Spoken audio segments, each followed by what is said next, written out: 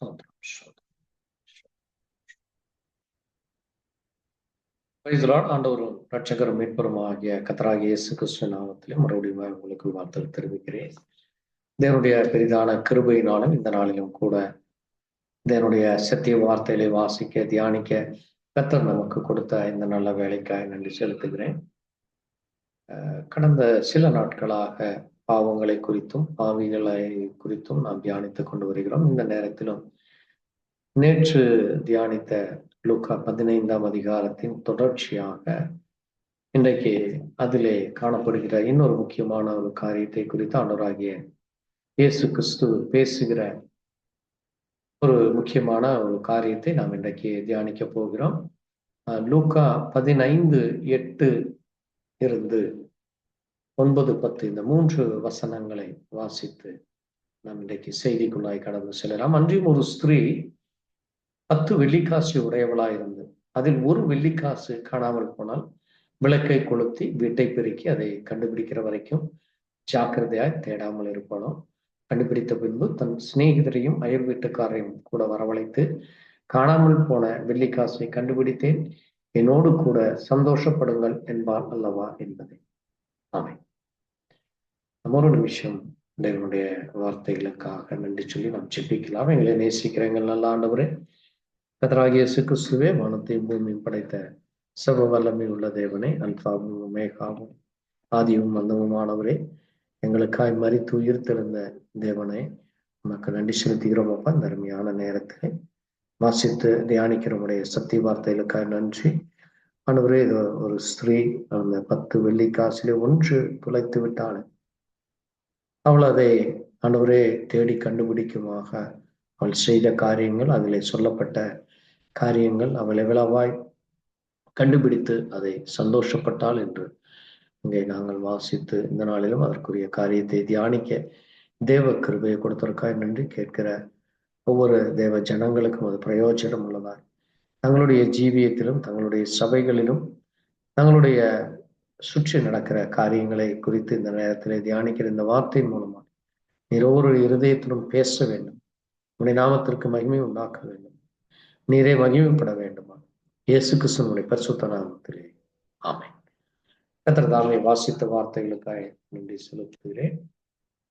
இந்த நேரத்திலே நாம் நேற்று தியானித்த அந்த 3 காரியங்கள், ஒன்று, அங்கே ஒரு ஆடு, 100 ஆடுகளிலே ஒரு ஆடானது அங்கே காணாமல் போகிறது என்று அங்கே பார்க்கிறோம். 99 ஆடுகள் அங்கே இருக்கிறது, அதிலே ஒரு ஆடு அங்கே காணாமல் போகிறது என்றும், அது மட்டுமல்ல, மனம் திரும்புகிற ஒரே பாவியின் நிமித்தம் பரலோகத்திலே மிகுந்த சந்தோஷம் உண்டாகும் என்று ஆண்டவர் சொல்லுகிறார்.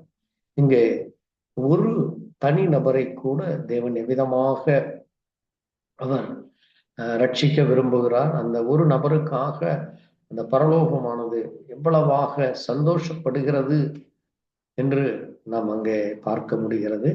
ஏனென்றால் அன்றைக்கு அவர் சுவிசேஷம் சொல்லுகிற நாட்களிலே அவர் பாவிகளை ரட்சிக்க வந்தார். அது மட்டுமல்ல, பாவத்தை விட்டு தேவ ஜனங்கள், தேவனுடைய பிள்ளைகள் விலகி ஓட வேண்டும் என்றும் அங்கே அவர் தன்னுடைய பிள்ளைகளுக்கும் நமக்கும் அவர் வேதத்திலே சொல்லியிருக்கிறார். அந்த நாட்களிலே அவரோடு கூட அங்கே இருந்த சகல ஜனங்களும், அங்கே சகல விதமான பாவிகளும் அவரிடத்துல வந்த பொழுது அன்றைக்கு இருந்த வேதத்தை அறிந்து மற்றவர்களுக்கு சத்தியத்தை போதிக்கிறவர்களும் சத்தியத்தை கேட்கிறவரும் ஆகிய வேத பாரகரும் பரிசேயரும் இயேசு கிறிஸ்து அங்கே பாவிகளை ஏற்றுக்கொண்டு அவர்களோடு அமர்ந்து ஐக்கியப்படுகிறார், அவர்களோடு உணவு உண்கிறார் என்று அங்கே பார்க்கிற பொழுது அவர்கள் இவரை குறித்து முறுமுறுப்பும் அவரை குறித்து ஒரு எரிச்சல் அடைகிற காரியத்தை இந்த அதிகாரத்திலே நாம் பார்க்க முடிகிறது.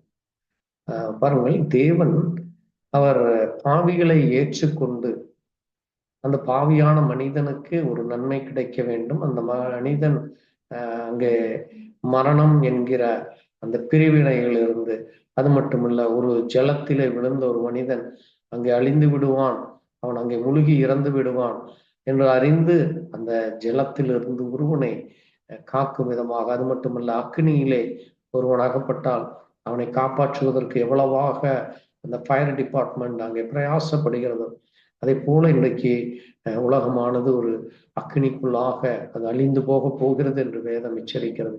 ஆகவே அப்படிப்பட்ட அக்னியிலும் ஜலத்திலும் அங்கே மோசே நாட்களிலே நடந்தது போல அங்கே மனுஷகுமாரன் இந்த பூமிக்கு வரும் நாட்களிலே அங்கே உண்டாகும் என்று அங்கே லூக்கா 17ஆம் அதிகாரத்தில் ஆண்டவர் சொல்லியிருக்கிறார். ஆகவே இன்றைக்கும் கூட ஜலமானது அது ஒரு மிகப்பெரிய பிரளயமாக அதை சுனாமி ரீதியாக இன்னும் அதிக காரியங்களாய் இன்றைக்கு அழிந்து கொண்டிருக்கிற இந்த ஜனங்களுக்கு அங்கே ரட்சிப்பு உண்டாக வேண்டும். அந்த ரட்சிக்கப்படுகிற ஜனங்கள் நிமித்தம் பரலோகத்திலே தேவன் அங்கே அவர் தன்னுடைய தூதர்களோடு அவர் மகிழுகிறார் என்று நாம் இன்றைக்கு அதை குறித்து அங்கே யோசிக்கும் பொழுது அது எவ்வளவு பெரிய ஒரு பாக்கியமாக இருக்கிறது.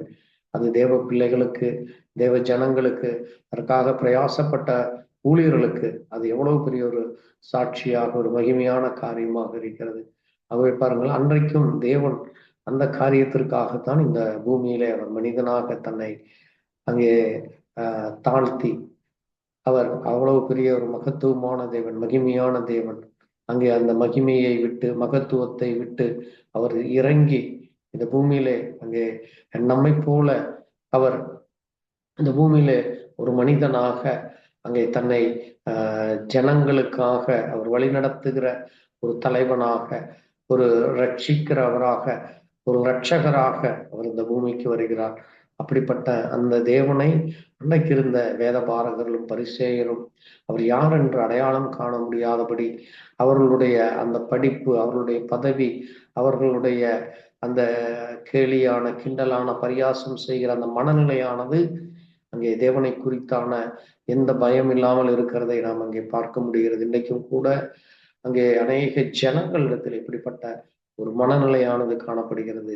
பயங்கரமான குழியிலும் நுழையான சேற்றிலும் அங்கே அமிழ்ந்து கொண்டிருக்கிற ஜனங்களை ரட்சிக்க அங்கே தேவன் இந்த பூமியில இறங்கி வந்ததை நாம் ஒவ்வொரு நாளும் அறிந்து கொள்ள வேண்டிய ஒரு பெரிய அந்த கிருபை, அந்த இரக்கம் நமக்கு கிடைத்திருக்கிறது. ஆகவே இப்படிப்பட்ட ரட்சிப்பை குறித்து நாம் கவலையற்று இருப்போமானால் வரும் தேவ கோபத்துக்கு எப்படி தப்பிக்கொள்ள முடியும் என்று வேதம் நமக்கு எச்சரிக்கிறது. ஆகவே இங்கே நம்ம வாசித்த இந்த காரியமானது ஒரு மிக அருமையான ஒரு காரியமாக இருக்கிறது.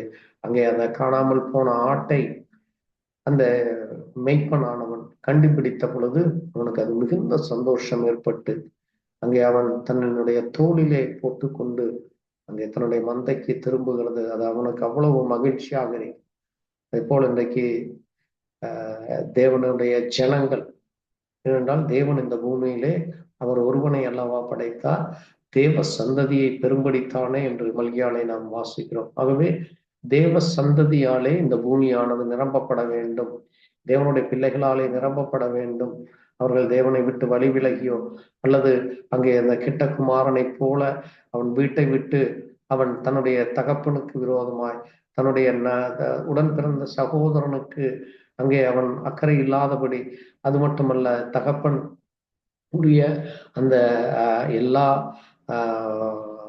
அங்கே சம்பத்துகளை அங்கே தகப்பன் சேர்த்து வைத்ததை அவன் அழித்து போடும்படியாக அவன் சுய முடிவெடுத்து அவனுடைய முடிவானது அங்கே பார்க்கிற பொழுது அவன் பன்றையும் அங்கே பன்றியோடு ஜீவிக்கிற ஒரு கேவலமான ஒரு ஜீவியம், வீட்டை அங்கே உண்ணுகிற ஜீவியம், அங்கே பசியினாலே கதறுகிற ஜீவியம், புலம்புகிற ஜீவியம், அவனுடைய அதற்கு காரணம் பார்க்கும் பொழுது அவனுடைய கீழ்ப்படியாமையும் தன்னுடைய தகப்பனுக்கு விரோதமாய் எழும்புகிற அந்த முரட்டாட்டமும், அது மட்டுமல்ல அவன் இந்த உலகத்திலே காணப்படுகிற அந்த அற்பமான சந்தோஷத்திற்காக அவன் தன்னுடைய தகப்பனை விட்டு தூர தேசம் போனான் என்று பார்க்கிறோம். அது இன்றைக்கு உலக சந்தோஷங்களை உலகத்திலே அங்கே தனக்கு எல்லாம் சுயமாக தீர்மானிக்க முடியும், நான் செய்வது சரி என்று இன்றைக்கு அநேகிறதை போல அங்கே இந்த ஆட்டை போல இவன் பேதமையுள்ளவனாய் இல்லை,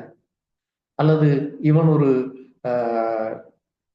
அங்கே இந்த கெட்டகுமாரனுடைய அங்கே மூத்த சகோதரன் அவன் தன்னுடைய தகப்பனுக்கு கீழ்ப்படிந்து எல்லாவற்றிலும் அவன் உண்மையாயிருப்பது போல் அல்லாமல் இவனுடைய சுவாபங்கள், இவனுடைய சிந்தனைகள், இவனுடைய செயல்கள் அது மிகவும் அங்கே பரிதாபகரமாக, அங்கே அது மிகவும் மோசமானதாக, அது மட்டுமல்ல, அவனுடைய மனம் என்ன விரும்பினதோ அதை செய்யும்படியாய் அவன் தன்னைத்தானே அங்கே கெடுத்துக் கொள்கிறதை பார்க்க முடிகிறது.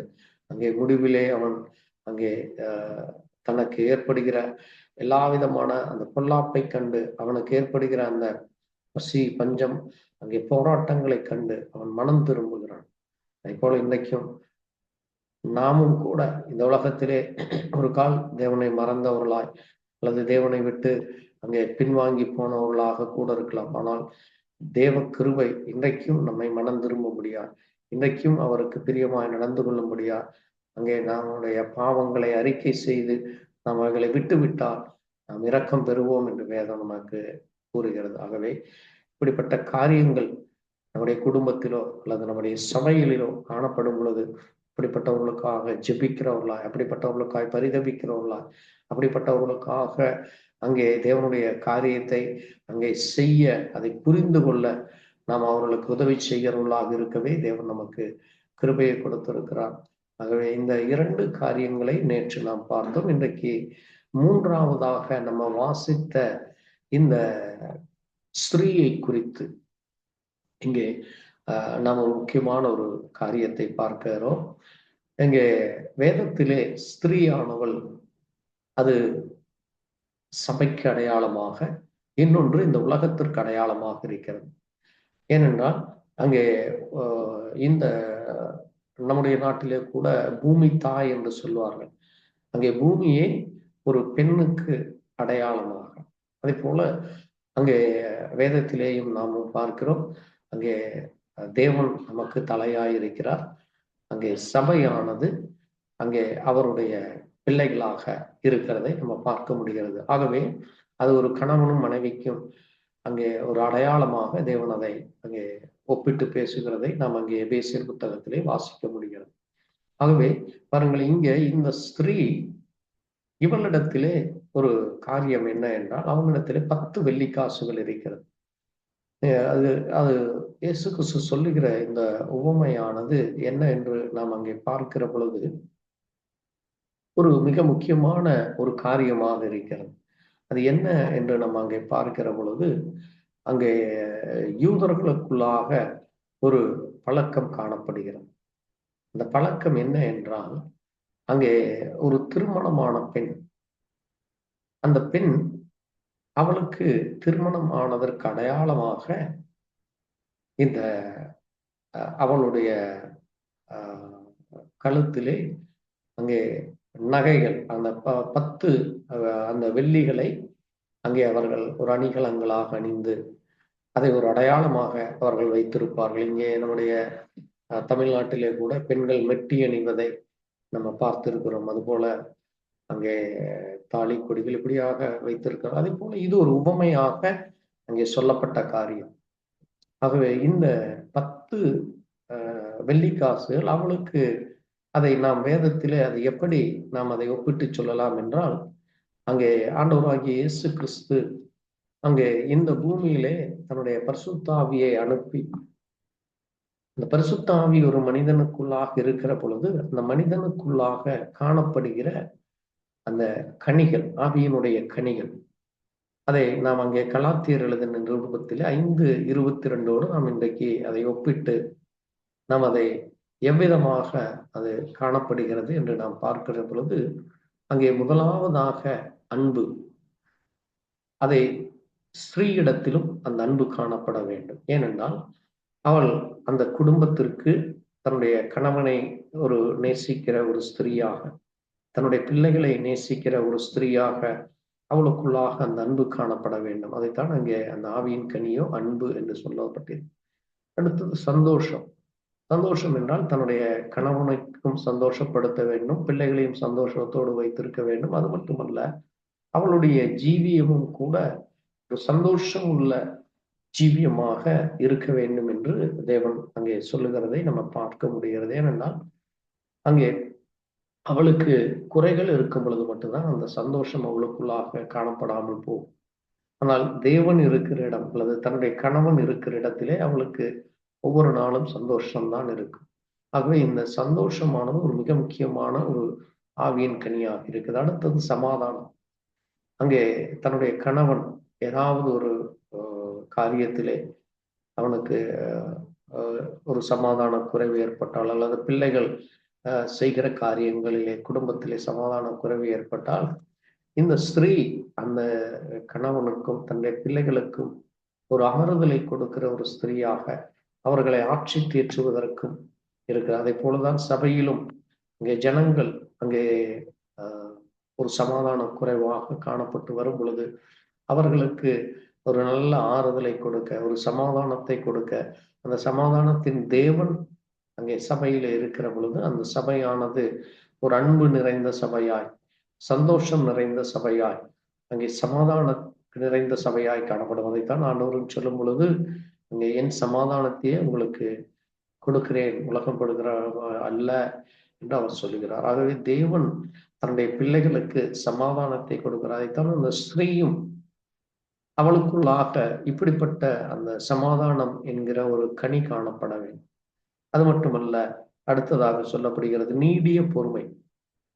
அங்கே முன்கோபியாகவோ அல்லது எரிச்சல் உடையவளாகவோ அல்லது கோபப்படுகிறவளாகவோ அல்லது மற்றவர்களை அங்கே குறித்து பேசுகிற காரியமோ இல்லாதபடி அவளுக்குள்ளாக அந்த நீடிய பொறுமை இருக்க வேண்டும். அது சபையிலும் காணப்பட வேண்டிய அவசியமாக இருக்கு. ஒவ்வொரு விசுவாசிக்குள்ளும் ஊழியருக்குள்ளும் அங்கே சபையிலும் இந்த நற்குணங்கள், அங்க இருக்கிற சபையில் இருக்கிற ஒவ்வொருவருக்குள்ளும் இந்த நற்குணங்கள் காணப்பட வேண்டியதா இருக்கு. ஏனென்றால் இன்றைக்கு உலகத்திலே இந்த நற்குணங்களோ அல்லது அன்போ சந்தோஷமோ சமாதானமோ இல்லாமல் ஜனங்கள் அன்பிற்காக அலைந்து கொண்டிருக்கிறார்கள். அங்கே சமாதானத்திற்காக இன்றைக்கு அலைந்து கொண்டிருக்கிறார்கள். சந்தோஷம் இல்லாதபடி ஏதோ காரியத்திற்காக அதிலே சந்தோஷம் கிடைக்கும் என்று சொல்லி அங்கே தங்களை தாங்களே கெடுத்து கொண்டிருக்கும்.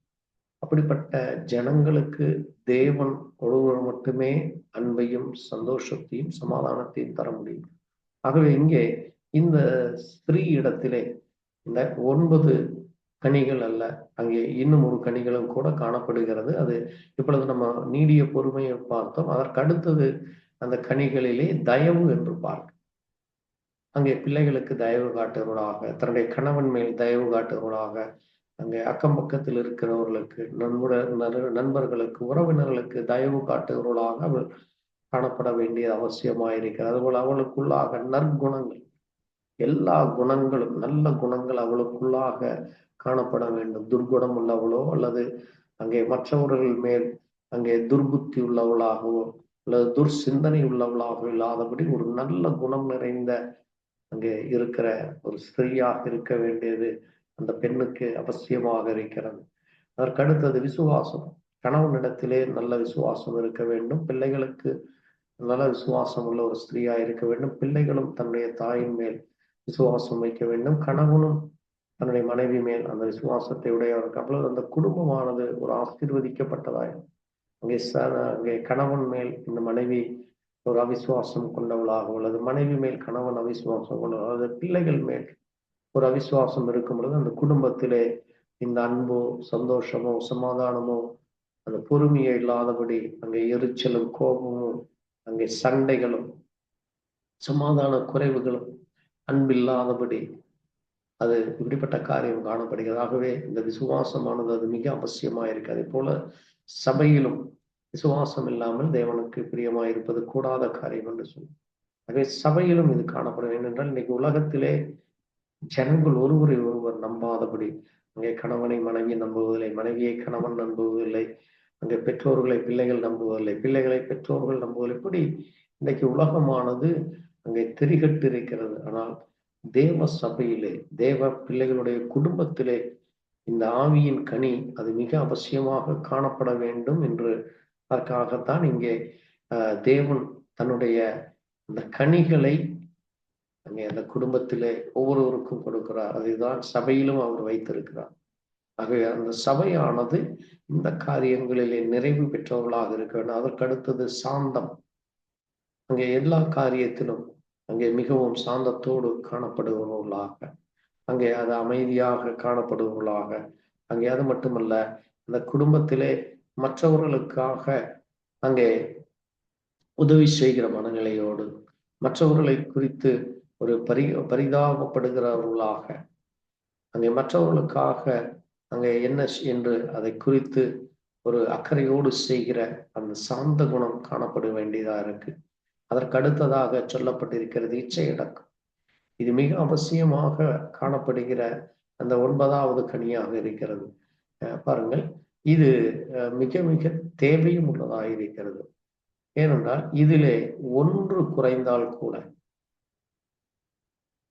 அது அந்த ஸ்திரீயானவளை அங்கே அவமானப்படுத்தி விடுகிறதாக இருக்கும். இந்த கணவனுக்கு அவள் ஒரு சரியான ஸ்திரீ இல்லாதபடி இந்த இச்சை அடக்கமானது மிக அவசியமாக இருக்கு. அதுபோல சபையிலும் ஊழியக்காரர்களிடத்திலும் அங்கே ஒவ்வொரு தேவ ஜனங்களுக்குள்ளும் இந்த இச்சை அடக்கம் காணப்பட வேண்டியது அவசியமானது.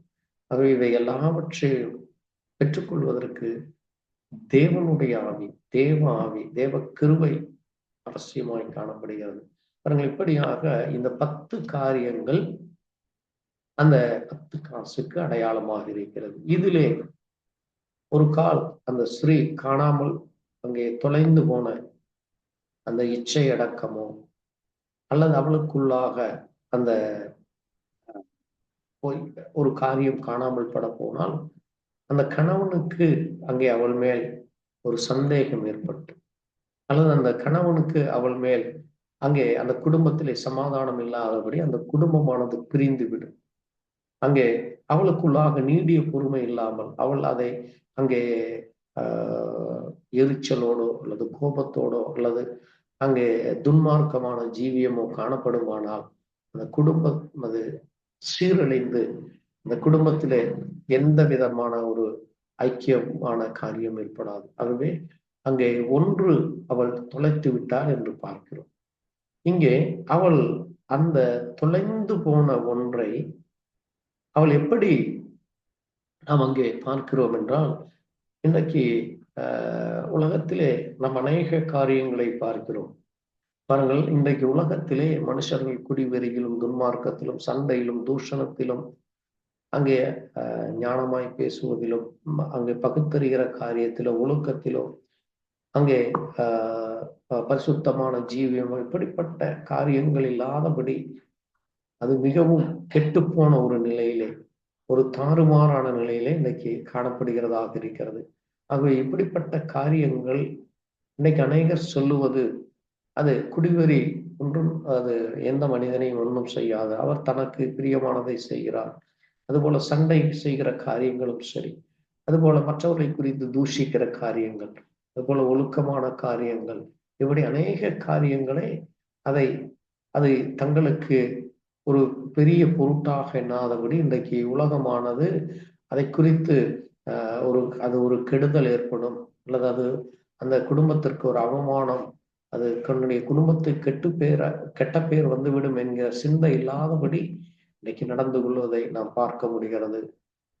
தேவ பிள்ளைகளுடைய காரியத்திலும் இப்படிப்பட்டவர்களை காணக்கூடாது என்றுதான் தேவன் அவர்கள் ஒவ்வொருவருக்கும் அவரை விசுவாசிக்கிறவர்களுக்கு அவர் அந்த 9 கனிகளை அங்கே கொடுத்து 10வதாக தேவனும் அவர்களுக்குள்ளாக இருக்கிறார். அதனால்தான் அவர் நான் உலகத்தின் முடிவு பரிந்தும் சகல நாட்களில் உங்களோடு கூட இருக்கிறேன் என்று சொல்லுவார். அங்கே தேவன் நம்மோடு கூட இருக்கும் பொழுது இப்படிப்பட்ட காரியங்கள் இருக்காது. இங்கே ஒரு காரியம் அவளுக்குள்ளாக அங்கே காணப்படுகிறதை நாம் பார்க்கிறோம். ஆகவே பாருங்கள், இது எந்த நேரம் என்று நாம் அங்கே கவனிக்கிற பொழுது அதில் ஒரு மிக முக்கியமான ஒரு காரியத்தை நாம் கவனிக்க வேண்டியதாக இருக்கிறது. அங்கே அவள் என்ன செய்கிறாளாமோ அந்த காசு காணாமல் போய் விடுகிறது. ஒரு காசு காணாமல் போய் விடுகிறது. ஆனால் அவள் அதை கண்டுபிடிக்க ஒரு மிக முக்கியமான ஒரு செய்கைகளை அங்கே செய்வதை நாம் காண முடிகிறது. என்ன என்றால், அது எந்த நேரம் என்று நாம் பார்க்கிற பொழுது அது ஒரு மாலை பொழுதாக ஒரு இருள் வரப்போகிற ஒரு நேரமாக இருக்கிறது. ஆகவேதான் அவள் என்ன செய்கிறாள் என்றால், அது ஒரு பகல் அல்ல, அது சாயங்கால நேரம், ஒரு இருள் சூழப்போகிற ஒரு நேரமாக இருக்கிறது. ஏனென்றால் அங்கே தன்னுடைய கணவன் வெளியிலே வேலைக்கு சென்றிருக்கலாம் அல்லது வெளியிலே வேற ஏதாவது ஒரு காரியத்திற்காக தூரதேசம் சென்றிருக்கலாம். அவர் திரும்ப வருவதற்குள்ளாக இவள் என்ன செய்ய வேண்டுமாமா, அதை கண்டுபிடிக்க வேண்டும். ஆகவே அவள் என்ன செய்கிறாள் பாருங்கள், அங்கே அவள் விளக்கை கொளுத்தி என்று பார்க்கிறோம். இன்னைக்கு வேதம் நமக்கு சொல்லி இருக்கிறது, நாம் சாயங்காலத்தில் இருக்கிறோம். ஆகவே சாயங்கால வெளிச்சமானது நமக்கு மிக அவசியமாக தேவைப்படுகிறது. ஆகவே தேவன் நமக்கு வெளிச்சமாக இருக்கிறார். ஆகவே தேவன் இருக்கிற இடத்திலே அங்கே இருள் இருக்கா. ஆகவேதான் அவள் என்ன செய்கிறாள் என்றால், அவள் விளக்கை எடுக்கிறார். அந்த விளக்கு தேவனுடைய வார்த்தைக்கு அடையாளமாக இருக்கிறது. ஏனென்றால் இன்றைக்கு உலகமானது இருளுக்குள்ளாய் சென்று கொண்டு அவர்கள் இந்த காரியம் தொலைந்தாலும் கூட அவர்கள் அதை பற்றி கவலைப்படுவதில்லை. தங்களுக்குள்ளாக பரிசுத்தமோ அல்லது உண்மையிலேயோ அல்லது சத்தியத்தை குறித்தோ அவர்கள் கவலைப்படுவதில்லை.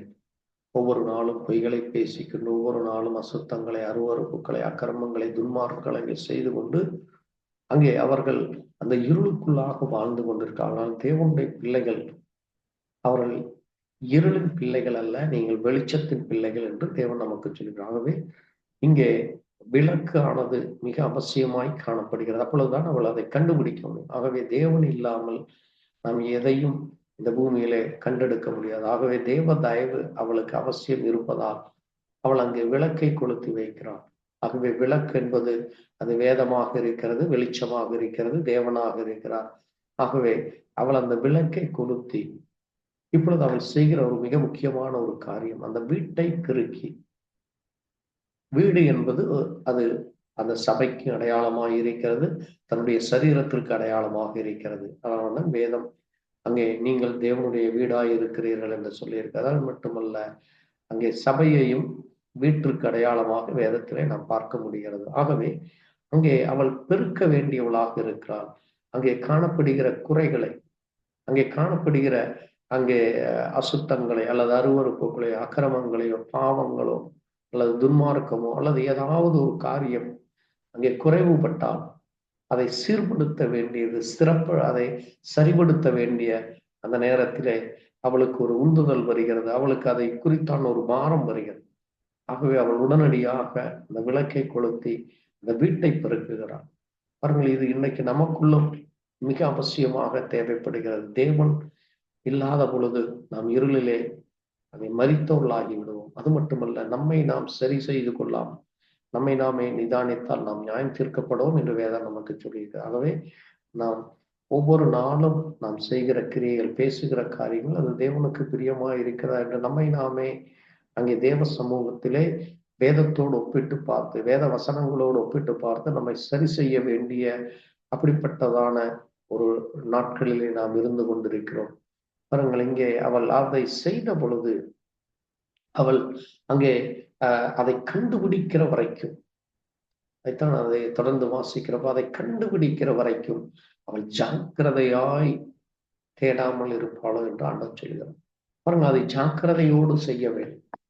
இன்னைக்கு அநேகர் அங்கே சிறு தவறுகள் நடந்தால் அல்லது சிறு தவறுகள் அங்கே சுட்டி காடுகின்ற பொழுது அதை குறித்து கவலையற்றவர்களாக, அதை குறித்து எந்த விதமான அக்கறை கொள்ளாமலும், அதை சரி செய்வதற்காக என்ன செய்ய வேண்டும் என்ற சிந்தை இல்லாதபடி அது ஒரு பெரிய ஒரு அவமானமாக, அது ஒரு பெரிய இழப்பாக அவர்களை எண்ணாதபடி அவர்களுடைய சிந்தையானது ஒரு இருளுக்குள்ளாக, ஒரு கடின மனதாக அல்லது முரட்டாட்டமும் கீழ்ப்படியாமலே காணப்படுகிறது.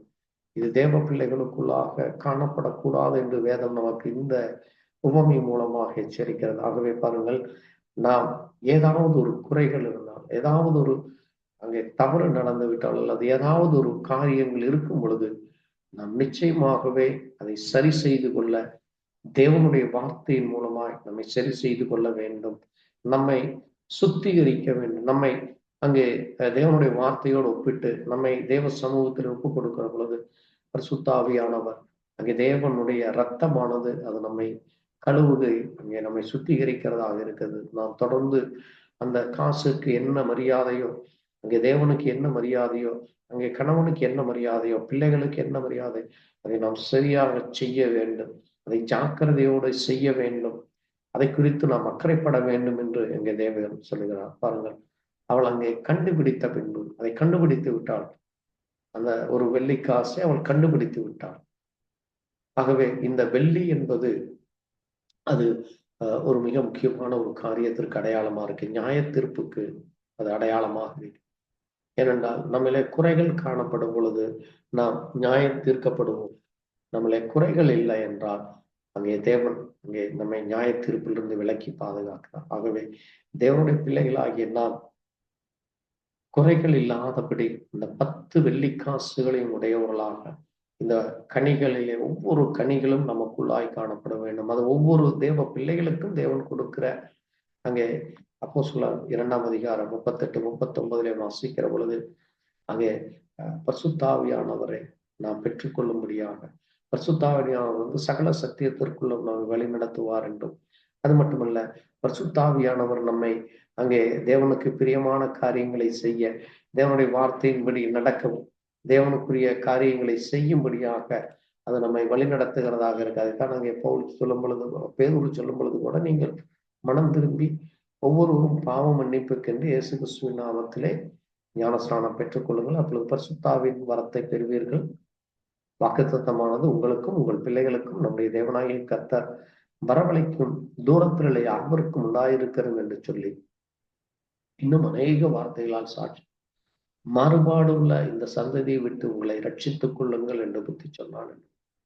ஆக இன்றைக்கு இந்த உலகமானது மாறுபாடுள்ளதாக தேவனுக்கு பிரியமில்லாத காரியங்களை செய்து இந்த சந்ததியானது அது அழிவை நோக்கி சென்று கொண்டிருக்கிறதை நாம் பார்க்கிறோம். இப்படிப்பட்ட இந்த உலக காரியங்களோடு நம்மை இணைத்துக் கொள்ளாதபடி உலகத்திலே காணப்படுகிற அசுத்தங்கள், அருவருப்புகள், அக்கிரமங்களை நாம் விட்டு விலகி நாம் ஒவ்வொரு நாளும் நம்மை அங்கே ரட்சிப்பின் பாதையிலே நாம் செல்ல வேண்டும், நீதியின் பாதையிலே செல்ல வேண்டும், பரிசுத்த பாதையிலே நாம் செல்ல வேண்டும் என்று தேவன் நமக்கு ஆலோசனை கொடுக்கிறார். அதைத்தான் இங்கே நாம் வாசித்த இந்த லூக்கா 15ஆம் அதிகாரத்திலே அவள் அதை கண்டுபிடித்த பிறகு அவள் ஒரு பெரிய காரியத்தை செய்கிறாள். எப்படி இந்த ஆட்டை கண்டுபிடித்தவன் தன்னுடைய வீட்டுக்கு வந்து சிநேகிதரையும் அயலாரையும் வரவழைத்து என் ஆடு கண்டுபிடித்தேன், என்னோடு கூட சந்தோஷப்படுவன்கள் என்று அவன் சொல்லுகிற வண்ணமாகவே இங்கே இந்த ஸ்திரீயும் பாருங்கள், அவள் என்ன செய்கிறாள் என்றால் அவளும் அங்கே அவள் அதை கண்டுபிடித்த பின்பு அங்கே அவள் சொல்லுகிற ஒரு மிக அருமையான காரியம், தன் சிநேகிதேன் அயல் வீட்டுக்காரிகளையும் கூட வரவழைத்து காணாமல் போன வெள்ளிக்காசை கண்டுபிடித்தேன், என்னோடு கூட சந்தோஷப்படுங்கள் என்பான் அல்லவா. அதுபோல மனம் திரும்புகிற ஒரே பாவியின் நிமித்தம் தேவ தூதருக்கு முன்பாக சந்தோஷமாய் இருக்கும் என்று சொல்லுகிறேன். பாருங்களேன், இங்கே முதல் காரியத்திலே அந்த ஆடு கண்டுபிடிக்கப்பட்ட பொழுது பரலோகத்திலே சந்தோஷம் என்று பார்க்கிறோம். ஆனால் இங்கே இந்த ஸ்திரீயை குறித்து, இந்த 10 வெள்ளிக்காசை குறித்து சொல்லும்போது அது தேவ தூதர்கள் என்று சொல்லும். என்றால் தேவன் நம்மை அங்கே தேவனுடைய தூதர்களை அங்கே நமக்காக அவர் வைத்திருக்கிறார். ஆகவே தேவ தூதர்கள் ஒவ்வொரு நாளும் நம்மை பாதுகாக்கிறார்.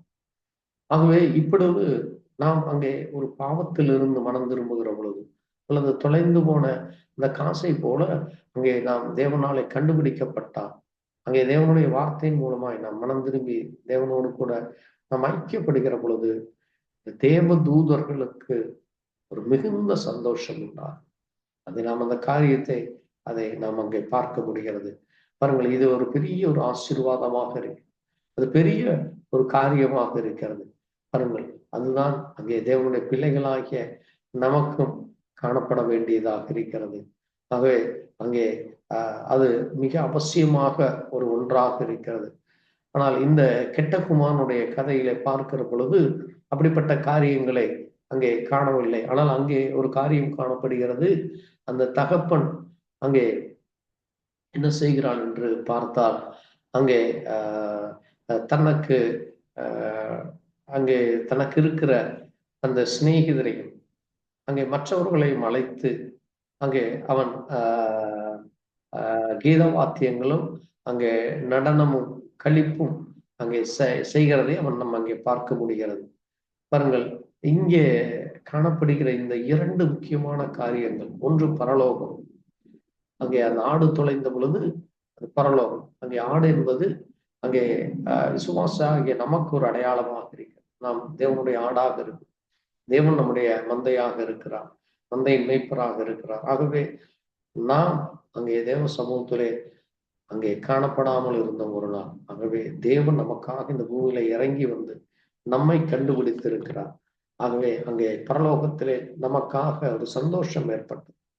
அதே போல இந்த ஸ்திரீ இடத்திலே 10 வெள்ளிக்காசுகளிலே ஒரு வெள்ளிக்காசு தொலைந்த போது நாமும் அங்கே நியாய தீர்ப்புக்காக அங்கே நாம் இருந்தோம். ஆனால் தேவன் கிருபையாய் அங்கே அவருடைய வார்த்தையின் மூலமாக நம்மிலே காணப்பட்ட எல்லா பாவத்தை அவர் சுத்திகரித்து அவர் நம்மை கழுவி அவருடைய இரத்தத்தினாலே கழுவி பரிசுத்தாவியினாலே நம்மை நிரப்பி நம்மை அவர் ஜாக்கிரதையை உள்ள பிள்ளைகளாய் இருக்கும்படியாய் நம்மை அவர் கண்டுபிடித்தார்.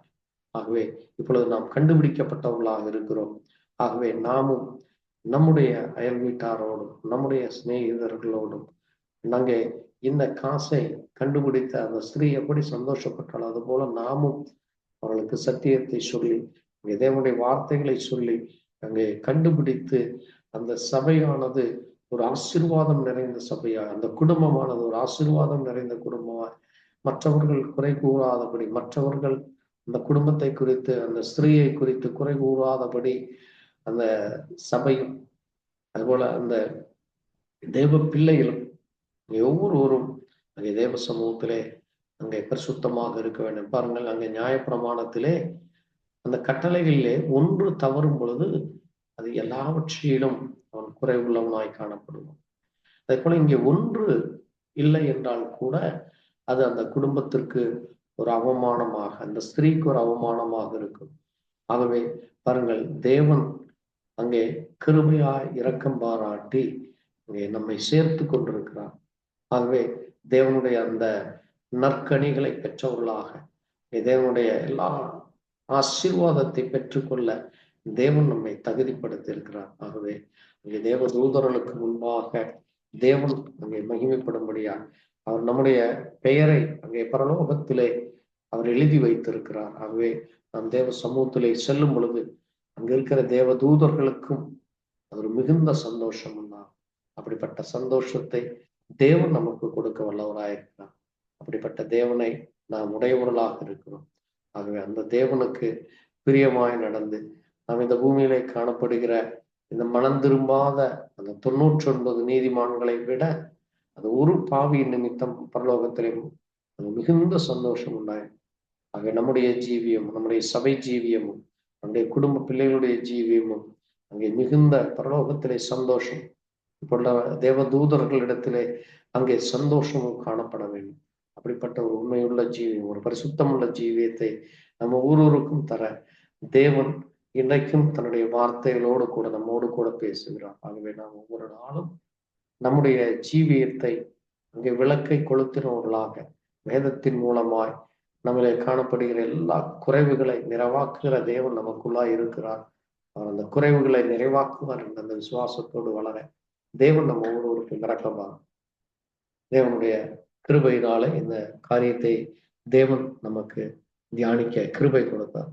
ஆகவே அப்படிப்பட்ட வார்த்தைகளை தியானிக்க தேவ இரக்கம் கொடுத்திருக்காய், அவருக்கு நன்றி சொல்லி நாம் ஒரு நிமிஷம் ஜெபிக்கலாம். நாம் ஜெபிப்போம். எங்களை நேசிக்கிற எங்கள் நல்ல ஆண்டவரே, வானத்தையும் பூமியும் படைத்த சர்வ வல்லமராகிய கர்த்தராகிய இயேசு கிறிஸ்துவின் அருமையான நேரத்திலே வாசித்து தியானித்தமுடைய சத்திய வார்த்தைக்காய் நன்றி செலுத்துகிறோம். அப்பா, நேரத்திலே வாசித்த அந்த ஸ்திரீயை குறித்தும் அவளுக்கு இருந்த அந்த ஒரு வெள்ளிக்காசு காணாமல் போனது என்னும் அவள் எவ்விதமாய் அதை குறித்து அவள் பாரப்பட்டு அதை விளக்கை கொளுத்தி அந்த வீட்டை பெருக்கி அவள் அதை கண்டுபிடித்தாள். அதற்காக அவள் ஜாக்கிரதையாய் அவள் அதை குறித்து அவளை தேட அவளுக்கு ஆண்டவரே தேவன் நீர் இரக்கம் பாரார். அவள் அதை கண்டுபிடித்த பொழுது தன்னுடைய சிநேகிதரோடும் அங்கே அயலாரோடும் சேர்ந்து அவள் சந்தோஷப்பட்டாள். அது பரலோகத்தில் இருக்கிற தேவ தூதர்களுக்கு ஒரு சந்தோஷம் உண்டாயிற்று என்றுப்பா.